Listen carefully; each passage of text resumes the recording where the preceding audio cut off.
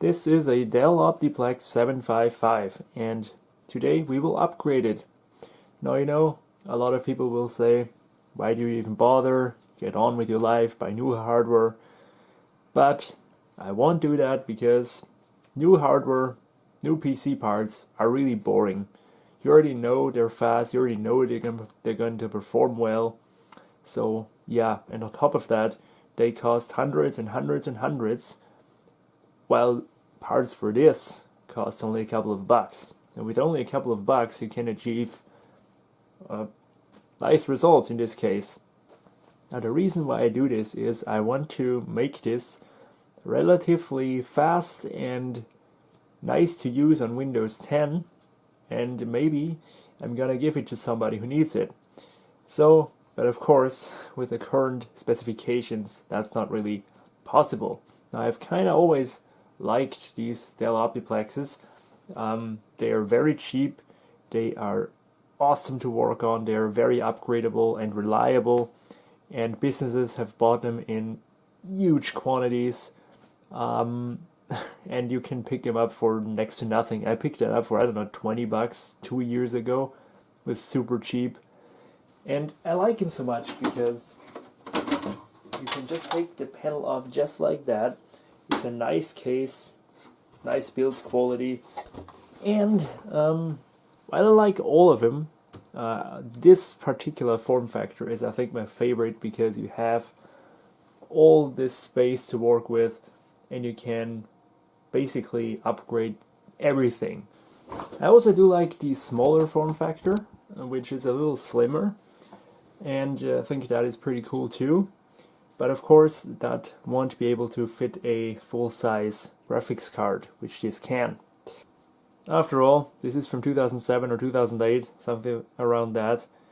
And that, of course, means time has taken its toll on the hardware. Now, my Optiplex has the entry-level specs. We got here a Pentium dual-core E2220 and 2 GB of RAM, the onboard graphics. And yeah, they also sold with Core2 Duos and Core2Quads, and this is the entry level. So what will we upgrade this with? I have here a couple of parts. I had this hard drive and this GPU. This GPU was in it actually before it became my file server, because with a file server you don't need a dedicated GPU. So I put that out again, but it's going back in. That's a GT730, and I know it's gonna come up in the comments, and that is, oh my god, passively cooled card. Well, yes, I'm not a big fan of it either, but the good thing about it is it has no need for auxiliary power, and it's a GT730, and yeah, this 264 watt power supply here, the stock power supply, should handle it easily. I've played even some games on Windows XP and it performed pretty well, so nothing wrong there. Now I found a pretty good deal, 6000 series AMD card for only like 30 bucks, but if I were to put that in here, I would need to upgrade the power supply, so I didn't bother with that. And also, this is still fine for, easy day-to-day tasks and even some light gaming if you're into that. Now, I didn't pay for this, obviously, and I also didn't pay for this. This is a 1 terabyte hard drive that will go in there as storage. But the stuff I bought for it are these. Now, right now it has 2 gigabytes of RAM, which isn't a whole lot. So I bought 2 more for 5 amazing bucks. Also note that I didn't buy this off AliExpress or eBay or nothing. I just bought it locally in the local classifieds. So yeah, keep that in mind. Only 5 bucks for 2 gigs, which will bump this up to a nice 4 gigs. Next up, SSD. This is a 128 gigabytes Toshiba SSD, and I bought it for only 20 euros. Yes, it's a little older, 2014, but hey, it will do the job. And finally, that's the most exciting part, the processor. This is a Core2Quad 9400, Q9400. So This is not officially supported by Dell, or they didn't put it in their official spreadsheet, so I really hope it's just working. When this was my file server, I needed 3 hard drives, and this only has 2 bays here, so I added this cable and put the hard drive up here. Worked pretty well. Alright, we proceed here with taking out the hard drives.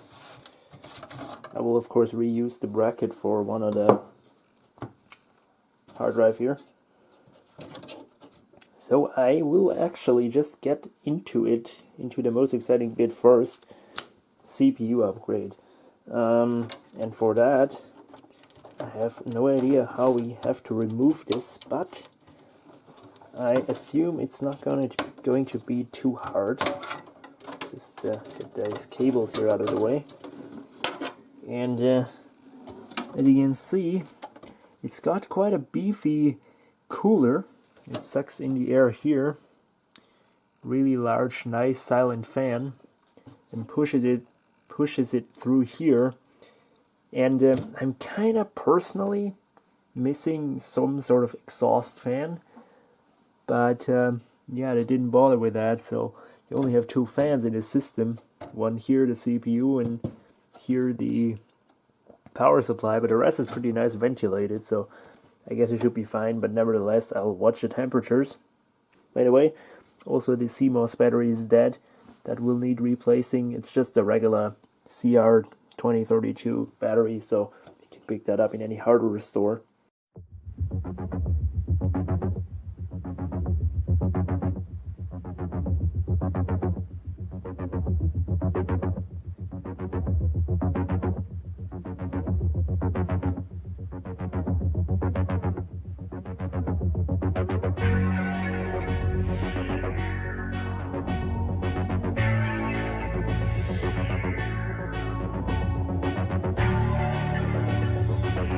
Alright, and here is our massive cooler. That was really simple to remove, and oh boy, this thermal paste has definitely seen better days. Good that this Pentium doesn't run too hot. So I wiped it down a bit. I could do a better job, I know, but this is not a restoration video, this is an upgrade video. And also, I'm dying to see the Core2Quad in here, and I'm sure you are too. Now, what I did clean thoroughly is, though, this cooling unit. I just washed it, actually, and I'm just letting it dry, because I can just still see some drops in there. We do not want to see these drops on the motherboard. Now we can finally get this Pentium out of here by unlatching this and pulling this here back. And now, here it is, our E2220. Let's get that out of here. So that's the Core2Quad Q9400. Alright, let's get that sucker in here.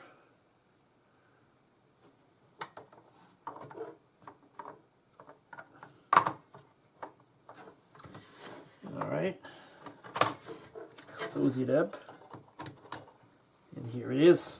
Never forget the thermal paste.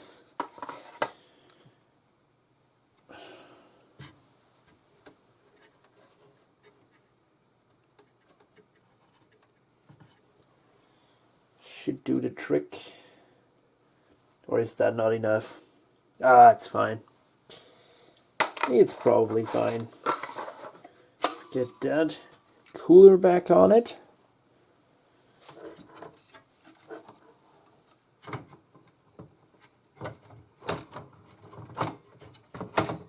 Just latches in like that and swings down.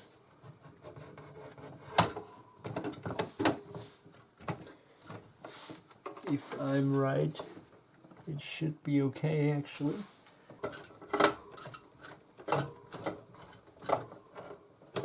Number 1 is here.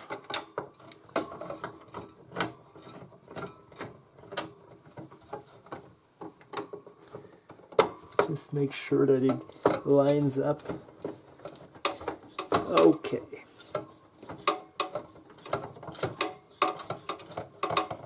Good. And it sits again. That was one of the easiest and fastest CPU cooler removal and reinstallation I've probably ever done. Okay. Now, now comes the big moment. I'll let you watch the screen here. Let's turn it on. It automatically actually turns on when you plug in power. Will it post? Come on. Come on. Ooh, yeah, that's good. Alright. Press F2. That was too slow. Oh no, I wasn't. Okay, okay. You ready? Processor info? Yes! Haha! Yes, would you look at that? Isn't that awesome? Woohoo! Yes, Core2Quad Q9400. Awesome, we did it, guys. That was my main concern, because this chip is not officially listed on Dell forums and nothing. Everybody says it's a lower one, but we got the 9400, so yes. The main coolest thing is now, of course, done, but we still got some other things left. That is RAM, which is a really simple task. It's just kind of hidden there. Hope you can see it. It's down there. So let's get our RAM sticks ready.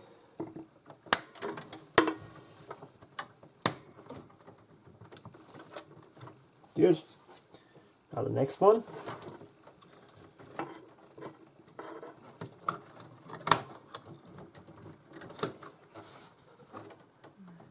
Oh boy.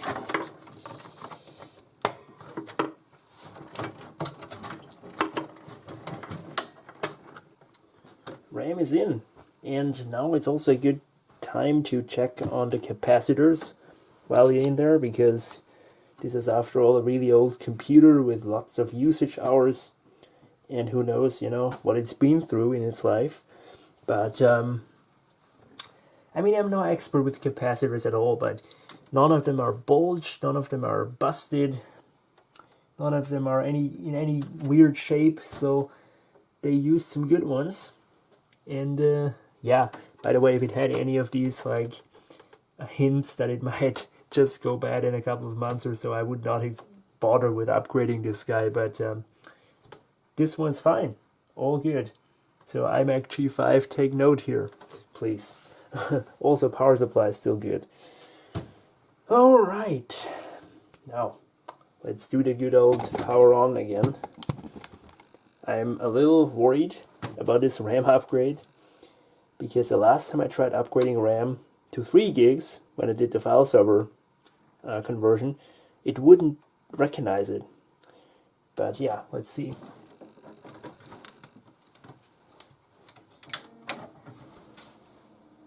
Doesn't make a beep code. Alright, seem to be lucky today.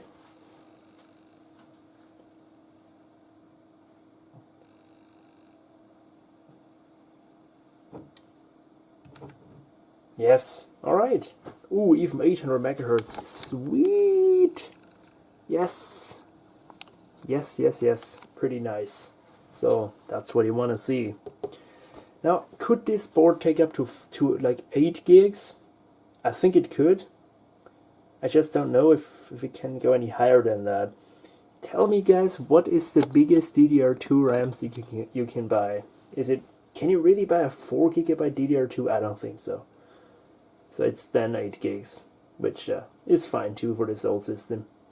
Now comes the last part, installing the drives, and that is a really simple process. You take this drive caddy and you just take it out and you put the new drive in. And it should go in these holes. They're holes that clip into place. Pins that clip into holes. There we go. Alright. And now we can put it into its slot. So I think the wrong way, maybe, yeah. There we go. I think the guys from Fractal Design might have just taken some inspiration from this. It's a very similar process, just they did it with aluminium, which obviously Dell couldn't, because then the machine would just become super expensive. But that's fine too. Here's our SATA 1. I think that's the thing I want to save for our SSD. So I think, I'm just gonna make sure, but I think it's SATA 1. The SATA ports are laid out like so randomly. Here are 3 in really weird directions, and here up are 2. Yeah, it's weird. But yeah, I'll just check in the BIOS if I'm wrong. But I'll just guess that this is the main, the SATA 1, so should be all good and fine. Wait a minute, I was wrong. Alright, here we go. Stick that drive down there and connect that SATA.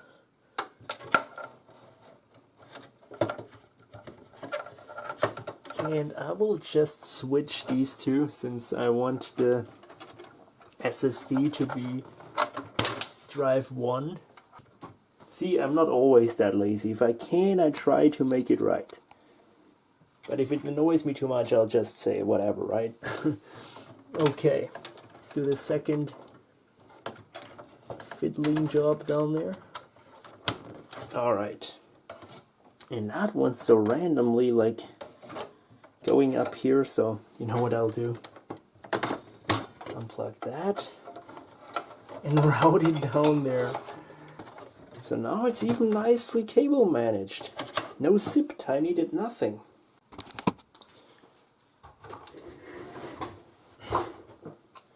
Guess what? I found one.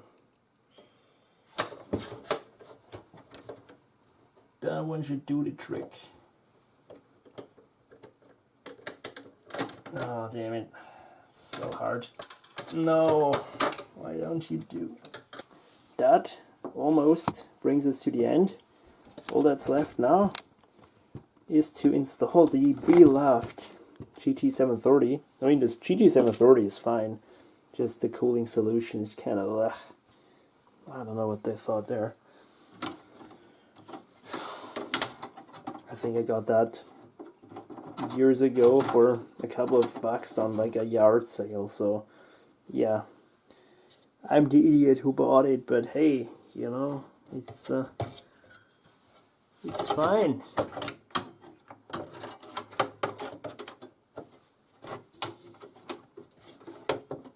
And it just clears these capacitors. It's incredible. It just clears it.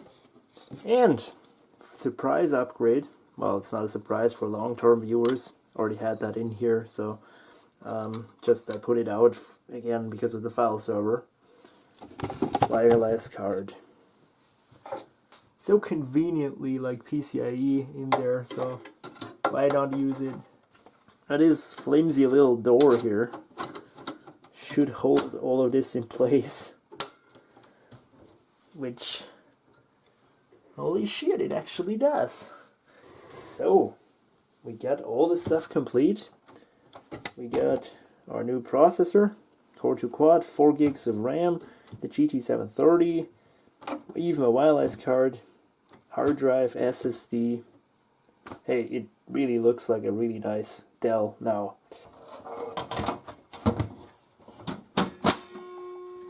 Could even put a padlock here. This is obviously no longer the case, so let's get that off. Wow, the Dell is smarter than me. It says the computer has an add-in graphics card, but the monitor cable is plugged into the integrated video controller. Well, because I'm stupid, that's why. Now.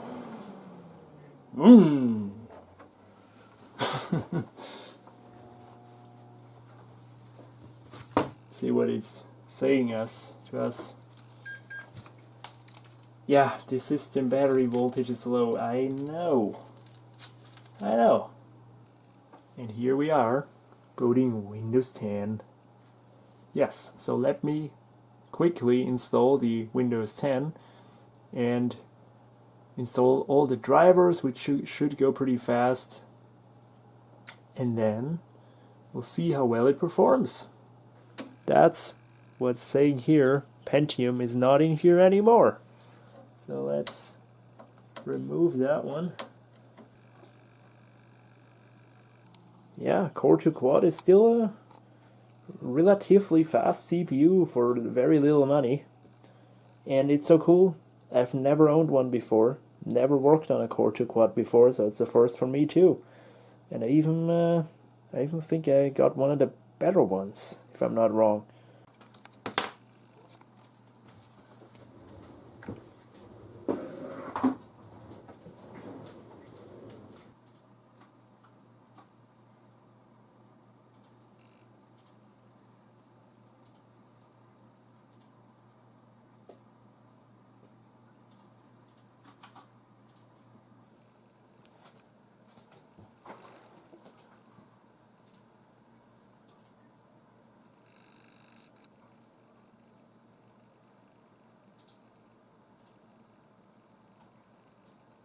Alright, it's the next day. You already saw it running some benchmarks and it did okay. Well, everything I expected from a GT 730 actually. It wasn't too bad, but we still have this annoying system battery voltage is low error, which comes up every time you start it, and you always have to hit F1, which is really annoying. Another annoying thing is that, yeah, here is the error again, but also if you leave it for longer than a day, because right now it's not even a day that it has been turned off and it forgets all the BIOS settings, so that is really annoying. But I went to the hardware store and picked up this, so that should do the trick. And the battery sits right there. I don't know if you can see it. Oh, it's behind the graphics card. I'm just seeing it. Yeah, that has to come out again.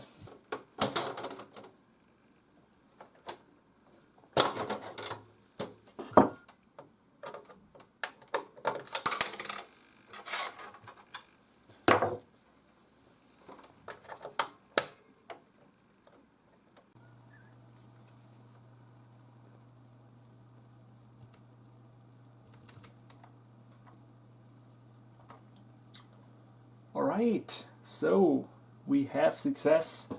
The BIOS now reminds the settings, which means the battery works. Well, surprise. So, that is fixed too. Now the computer remembers the settings and date and time correctly, and it stops with the error message. So, all good.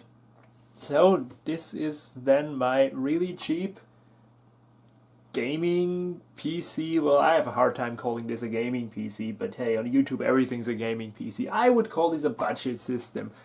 I spent a grand total of 48 euros and 50 cents on the parts, on the upgrades. Now yes, I did have the graphics card at home, so, and the 1 terabyte drive. That would probably factor in another 40 to 50 bucks depending on your region, but generally, I can say this is a pretty cheap upgrade, nevertheless. Right, let's start off with Cinebench R20. Unfortunately, I don't have any data for the original Pentium, but I have plenty of systems to compare it to. And as you see, here's our Dell, and it scores 614. And it surprised me, like, how freaking good this Core2Quad still is, because if you compare that, here, for example, is my T460S with the Core i5-6300, and here is a MacBook Air 2019 643. When you overclock this old Core2Quad a bit, this could easily outperform a 2019 MacBook Air. It's just crazy. You know, 20 euros, guys, 20 bucks. That's bang for the buck, like the definition, I guess. Also, if you compare it to more like higher end chips, sure, for example here, i5 8th gen here in a MacBook Pro, it's still quite a lot faster, obviously, but I think it fares pretty well. Really, really well, thinking that it's such an old platform to begin with. So that surprised me a bit, did really nice. Also, in Geek Bench 4, I'm not the biggest fan of this sort of Geek Bench, but I kind of like it because you can compare it to phones and stuff, since Geek Bench also runs on phones. And here I did a Geek Bench on the original. You can see it there.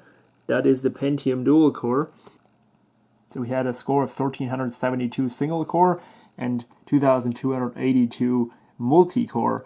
And that bumped up to a little more on single core, 1768, so a little more, but definitely more on multi-core.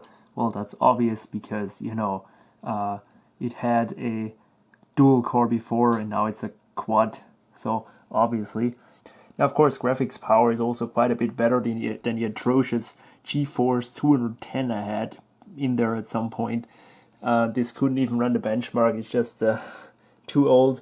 But anyway, that's the Geek Bench. And I got one last one. I was a little more hardcore. The Heaven benchmark, you already saw the results, so I won't go into too much detail here. But yeah, I mean, sure.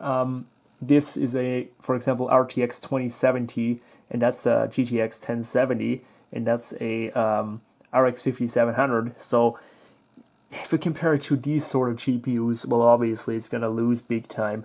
So it's a little better than the integrated HD graphics here of my ThinkPad and Mac Mini, but it's still outperformed quite a bit by the GTX 765M from my iMac here, and its score is pretty the same on basic. You just can't really see a whole lot because the RTX just absolutely destroys it.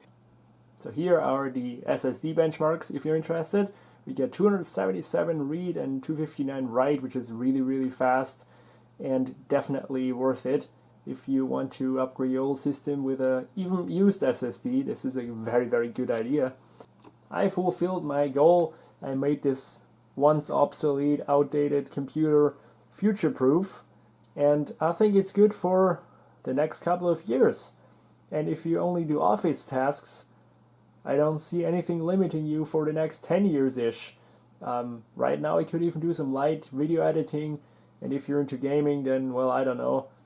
Now I know you always want to see gaming performance and running games and playing games, but too bad I'm not into this stuff, so yeah, you have to just look it up elsewhere, I guess. But anyway, this was a fun project, and I like doing this. Hopefully we'll soon be back with another similar project, but for now that's it. See you later.